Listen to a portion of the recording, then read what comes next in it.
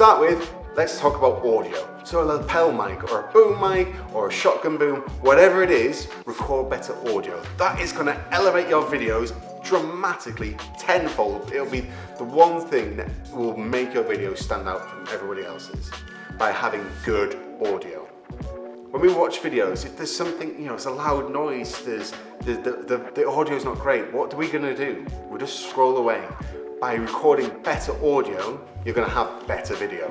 Get rid of that shakiness.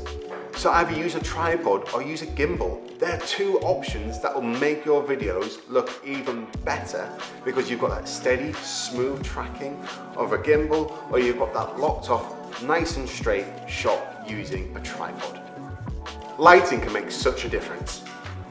Already you can see this shot looks fantastic when it's properly lit, and you can do this in your videos too.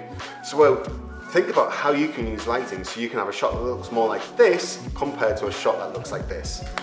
So that's just 3 things that we've talked about that can take your content from looking where you're thinking, yeah, it looks okay, it's not great, to making it look really cool and really professional. Is there anything else you want me to cover? Let me know in the comments.